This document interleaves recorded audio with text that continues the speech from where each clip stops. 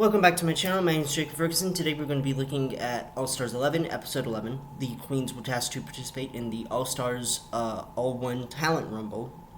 And category on the runway is It's Giving Crown Queen. The Queens, this season,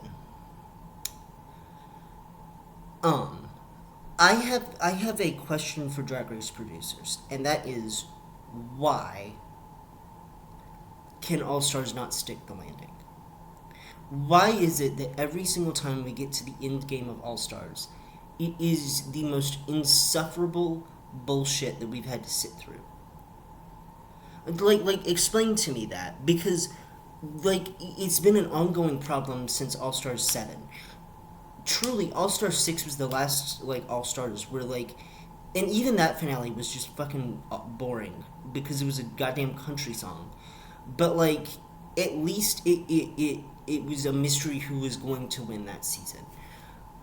With all of these other ones, they have these predetermined winners, and they won't let the queens make themselves, decide anything. I think the worst offender of this trope is All-Stars 8. I'm not going to lie to you. All-Stars 8, I have so many things to say, and if I ever re-review it, mama, I'm hating the entire season. All-Stars 8 started out so promising, and then turned into just one of the worst, forms of riggery for a contestant that I've ever seen in my entire life. I mean, you had Candy walking off set during the finale because they changed the lip sync song to a song that more suited Jimbo's style, which was Milkshake by Khalees. You have all of this stuff, and it just, the stuff that we have found out about, especially All-Stars 8, just pisses me off.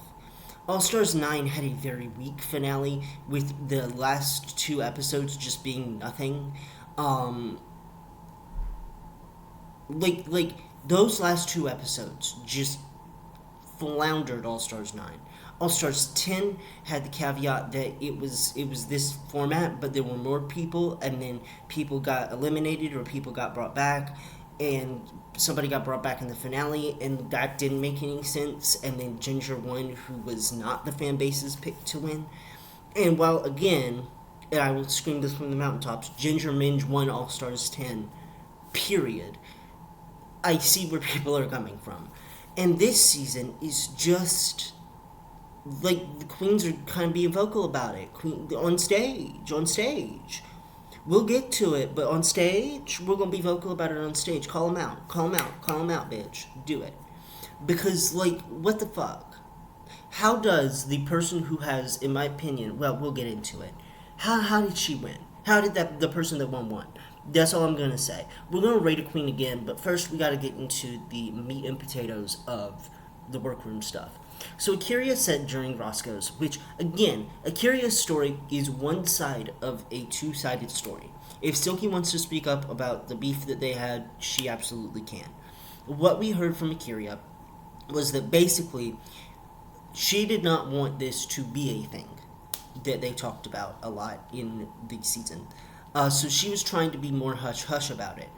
And we see here that, there is so much tension and so much, not wanting to talk to one another, but, seething anger with each other, that it's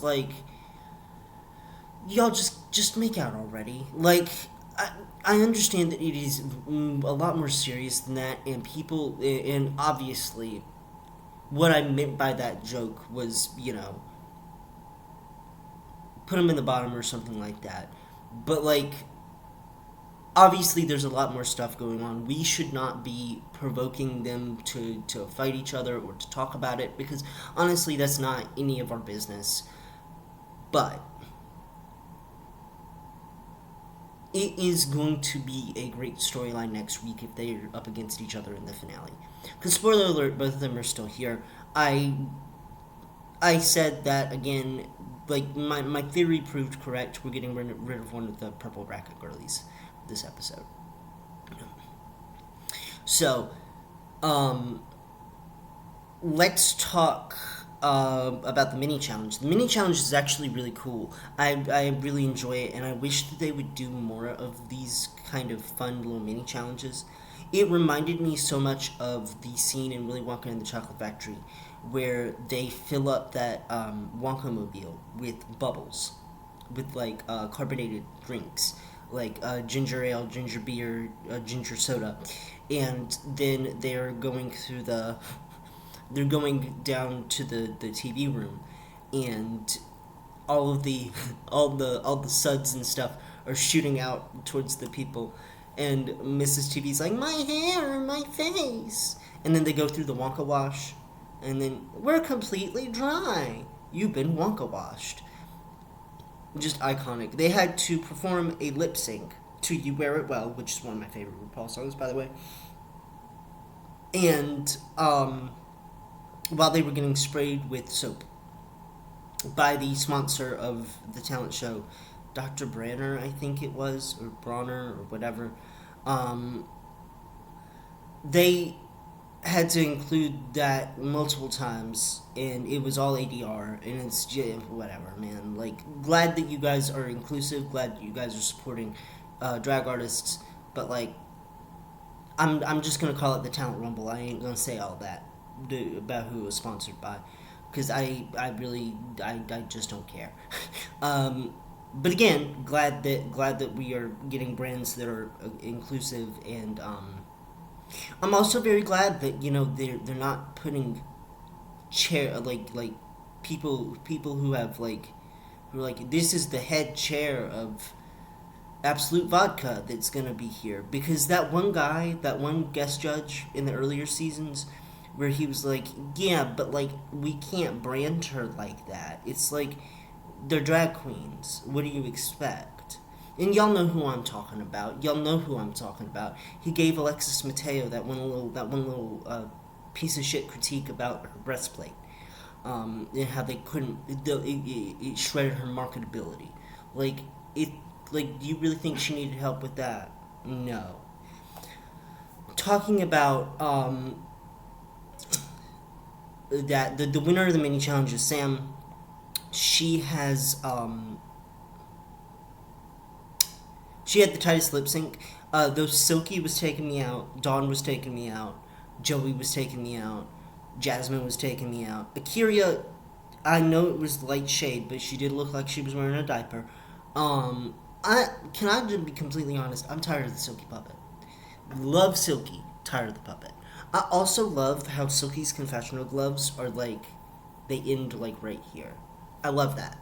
Like when she's doing this, and then it shows a little bit of her skin, and then the glove. Love that. Love that. It's so puss. It's so woman. It's so woman. I came in here not really. How do I put this? I love Silky Nutmeg Ganache. I was rooting for her on her original season. But, like, this season, I've just kind of been like, meh. I mean, like, and it sounds so mean to say, because, again, I love Silky. And this episode is probably her best episode of the season. I disagreed with her win on her one win that she got during her bracket. I thought it should have gone to April. But I mean, like, yeah, I liked I liked her. Well, her fashion was okay, but like she hasn't really had really a lot of standout moments except for in the lip sync that she performed to Hazy Shade of Winter.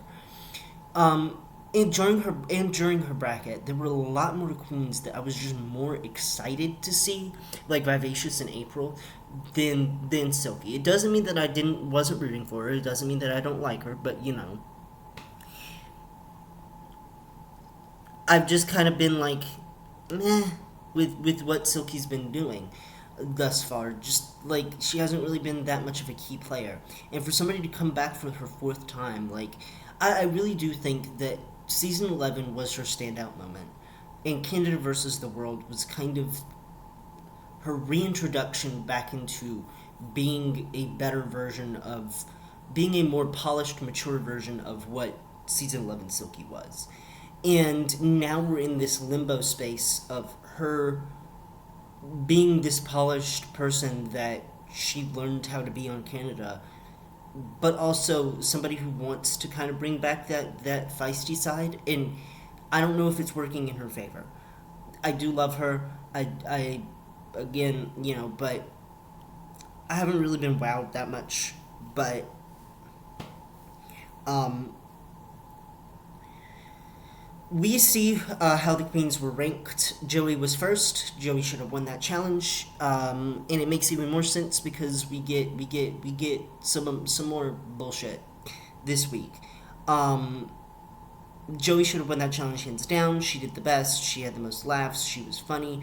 The queens all saw that, and even though Joey thought that they were gonna get her, that they were gonna Lord of the Flies, kill the pig, split its flesh, spill its guts, all that mess. Whatever the saying is in that. It's been since ninth grade since I read that book. But instead, they played fair and made Joey out to be this paranoid, freak who didn't play fair. Um, Second was Jasmine Kennedy. I think that she had the second best story of the night. Third was Silky. She did a good job. I enjoyed her. I probably would have put her around four, but yeah. Fourth was Sam, also good. Fifth was Dawn. Sixth was Kennedy Davenport, and finally was Akiria. Akiria has a little bit of a crash out moment because of this, and calls Silky fake.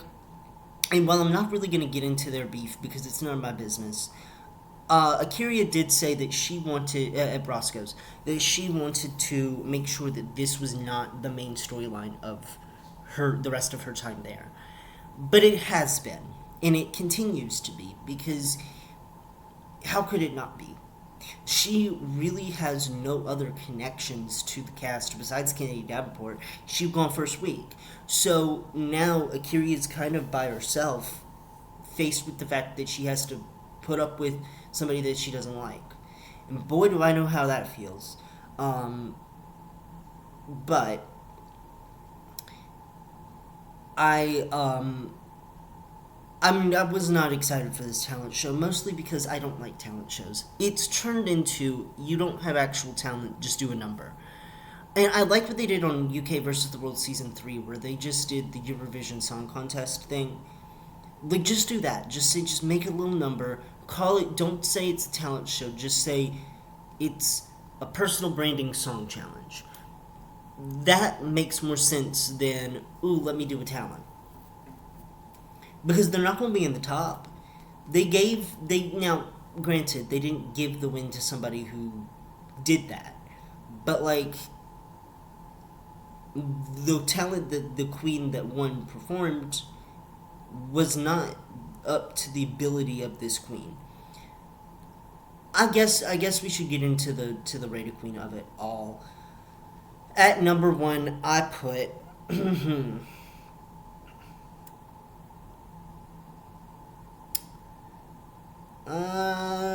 yeah, we're gonna go with Miss Jasmine Kennedy.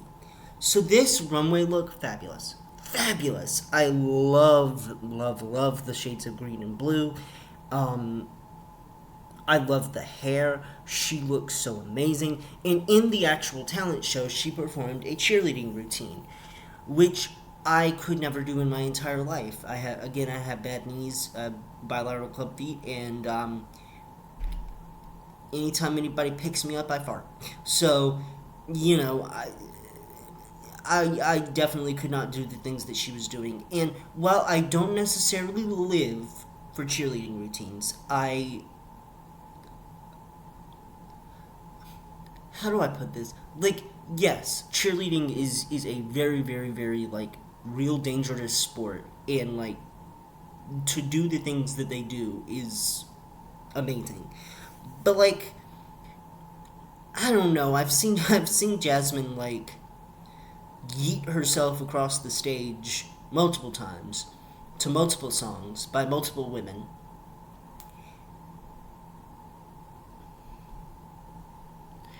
And, like, I was impressed by the technicality and the skill and all of that. But, like, watching it, I had a poker face on. I wasn't living. But again, like it's the technical skill. What the queen that won didn't have a technical skill. It was just weird. But this was actually really, really, really, really, really, really, really, really, really, really, really, really good. And paired with her runway, which is one of the best, it's probably third in my runway categories. Um, this look is just puss. I love it, and she gets the number one spot for me. At number two, and listen, talent wise, she was a bit lower, but I'm going to talk about the runway. Number two is Dawn. This runway, y'all, this runway look was the best runway look of the night.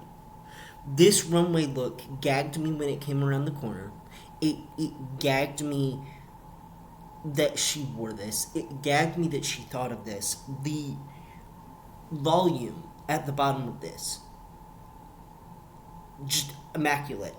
The flowers in the hair, immaculate. The blue skin, immaculate. Like, this was like a really, really, really, really, really great runway for Dawn. Her talent show, I liked it. I did. I rated her second mostly because of the runway, but she did a really, really good job and took burlesque in like a silly, campy, fun direction. When she tore off the ear things and then they had pasties on them, I lived. I lived. I love the I love Dawn's aesthetic. I love the kooky queen aesthetic, and I'm very, very happy that she's gotten to show like a more polished elf version of what she's been doing. I think that for almost every single runway she wore elf ears. Because on her first episode, she did wear elf ears. She wore the elf ears in the Latoya look. She made Latoya an elf.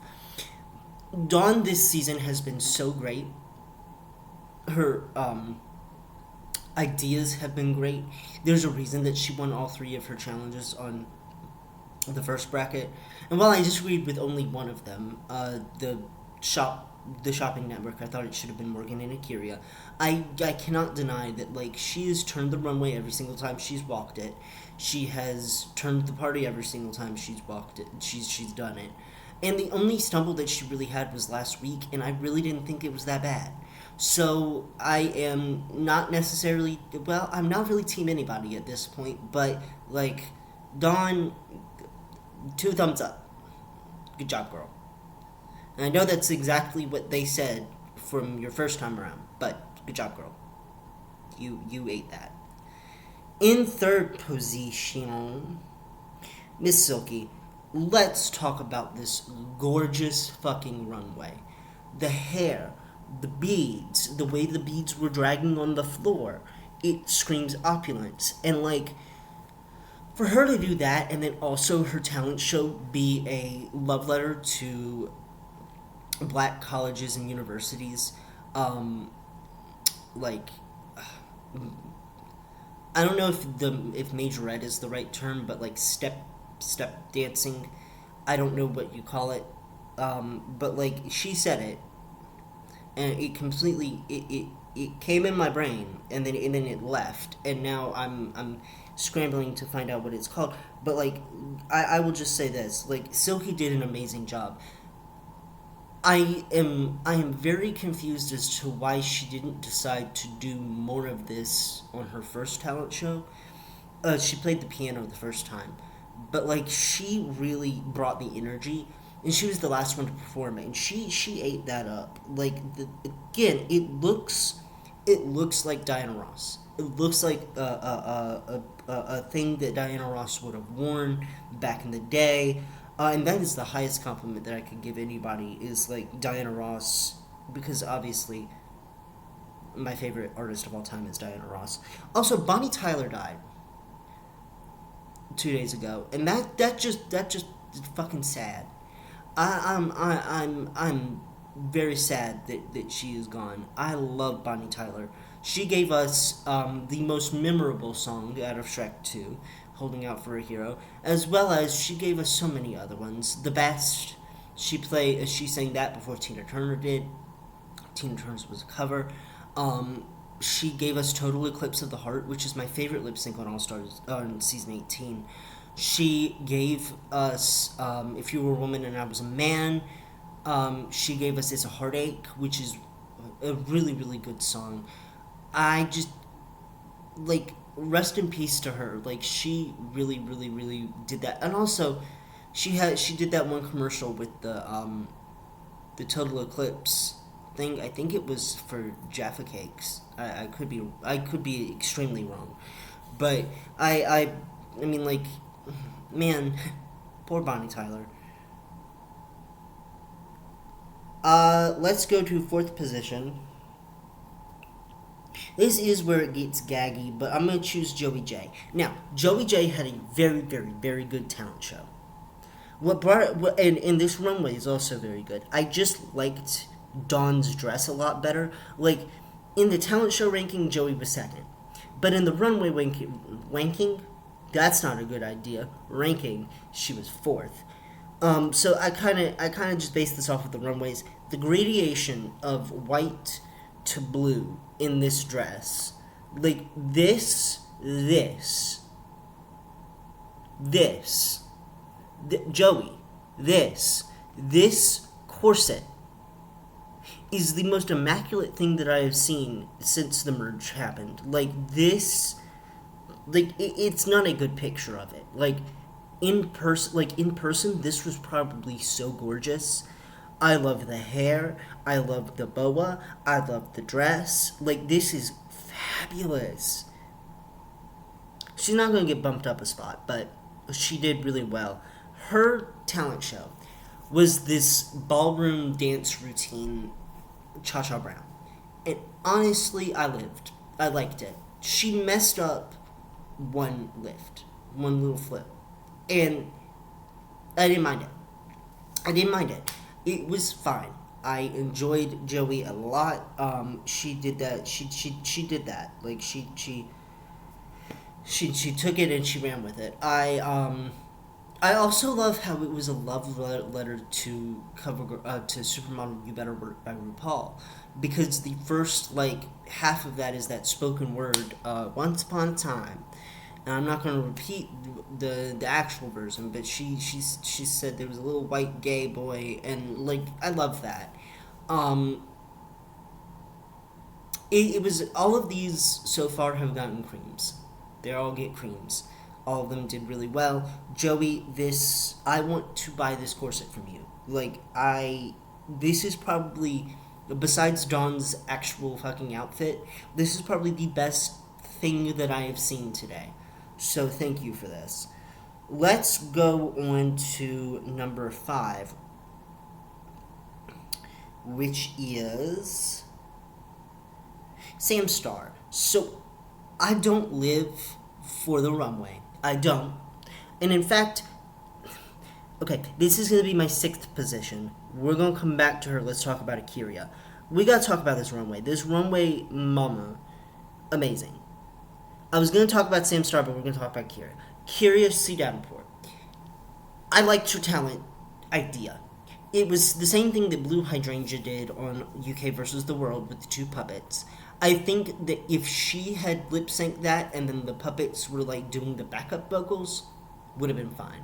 But she chose instead to have one of the puppets do her little spoken word thing, and the mouth didn't move. It was also a reference to Dreamgirls. It was called the Rue Girls. Which in and of itself is a reference to the Supremes. I really actually enjoyed this performance, and the runway was also really good. The problem is that, like, I don't know Akira to be funny. I don't, like, she is really funny, twerking as a blessing, and, you know, all that mess, and RuPaul, when she said RuPaul as Tiffany Haddish, that was pretty fun. But, like, I would have more pegged her as somebody who was going to be more of a dancer, more of like a, well, she said multiple times that she doesn't really know how to dance. But, like, I wanted to see her, like, twerk or something like that. Like, give me, if you're Ass Almighty, like, do a song about your ass. Like, this was a really, really great, like, parody of Dreamgirls. And, like, I think the concept would have been funnier if you kind of just had the puppets doing the backup vocals, but like it was fine. I'm gonna give the talent show cream, and I'm gonna give the runway a cream because this Phoenix Rising from the Ashes thing. The one thing that I dislike about this is the hair, but like it's fine. I would have wanted bigger hair. Give me give me like a updo or something like that. But I really enjoyed this runway a lot. Let's talk about Sam Star. I just blown by. I just blew by Akira. God. I guess because I talked a whole lot about her and Silky's beef before this. So let's talk about Sam Star. Sam this episode kind of confuses me because mm, mm, mm, mm. I don't know. I wanted her to be more country. I wanted her to be more than what she is. Let's talk about the runway than what she gave, not what she is, what she gave. The runway is fine. I don't live for the cowboy aesthetic as much as everybody else does. I want a bigger hat. Um, I want a bigger hat. I like the lasso. The lasso is pretty cool. I like the like it's wrapped around on her arm and all of that. I don't like the bottom and the black top is very basic. But like I don't know. I don't. It's a crunch. I don't live. But as for her talent show, I also didn't live. I just hated the other talent show so much that well, I didn't hate that talent show, but I put her in the bottom because of another reason. Sam just didn't give me what I needed from this. She was doing this like school thing with her being the star pupil and how she was an overachiever, and I don't think of Sam like that. I think of Sam as let me talk about sewing in my country ass accent. And I know that she did something very similar on season 17 with the country song, which is probably why she didn't do it here. But I just didn't live. It was kind of boring to me. Like it was a safe talent show on any other season, but we're with the best of the best. And if you're not bringing it, then like it's gonna be a crunch. So it's gonna be a crunch. I do love Sam Star. Let's talk about Crystal Method. So the runway look. This runway is exquisite. I love it so much. It's Aztec warrior. It's bringing her Mexican heritage. Love it. It is an absolute cream. Great. Now that we've gotten that out of the way, why did she win? Why did she win? Why did she win? Why did she win? Why did she win? Both merge episodes. Both. Two.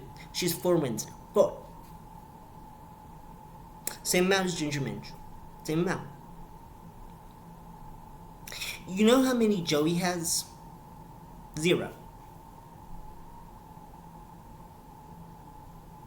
It would have made sense last week to give Joey a win. And then if you wanted to give Crystal a win here, give Crystal a win here. I don't think that the fan base would have been that upset about it as they are now. I went on Twitter and it was an absolute war zone. The talent show that she did,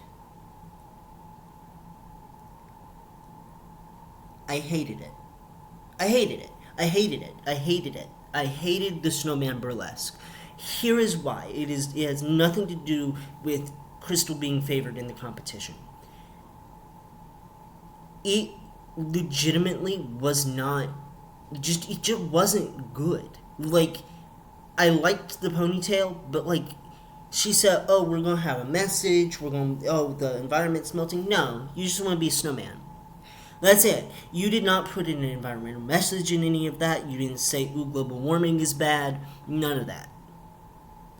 And I'm sorry, but like, don't lie and say, "Oh, BTW, ice caps are melting and all of that sort of stuff. I'm gonna do the snowman routine, and it's melting." But like, if you have to explain that it is based off of global warming, and then you don't put an environmental message in front of it, or you don't go, like if it is so hard to read that that is what is happening, and not just, oh, the snowman is melting because that's what snowmen eventually do. Like, I don't get that. And I know some people are gonna be in my comment section going, just have fun with it. But like, man, fuck that. Like, this was pure garbage. Just pure garbage. I probably shouldn't say that because it wasn't like fuck.